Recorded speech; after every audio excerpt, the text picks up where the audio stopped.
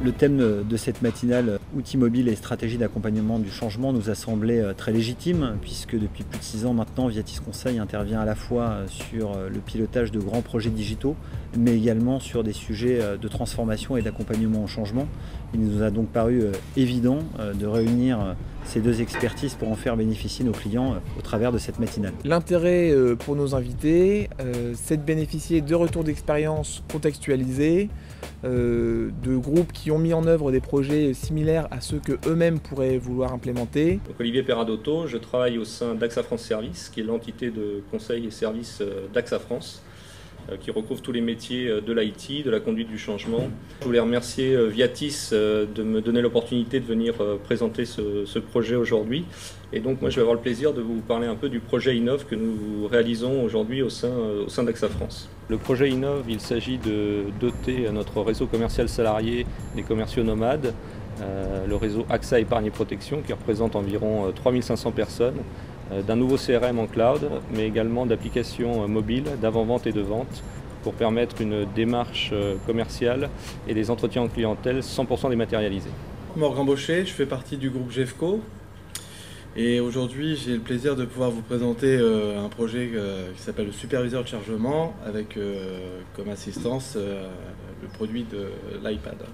Le but de ce projet, principalement, a été de permettre aux superviseurs de chargement sur le terrain d'améliorer considérablement leur façon de travailler. L'avantage, c'est pour nous de rendre complètement autonome le superviseur sur le parc dans toutes les langues. Traditionnellement, les projets de conduite du changement étudient les impacts des projets sur le métier, sur la culture, sur l'organisation de l'entreprise et évidemment sur les outils.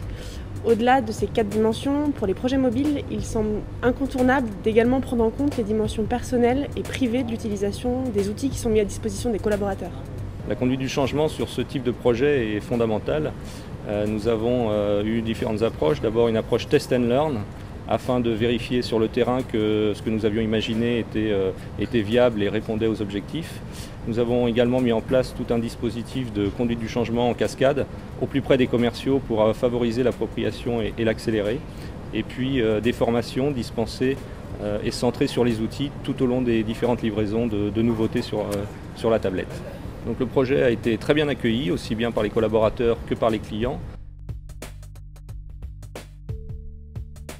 Alors ce type d'événement est quand même important pour nous car ça permet également aussi de comparer aussi notre travail comparé à d'autres clients et de partager aussi sur l'ensemble de nos travaux réalisés avec nos partenaires.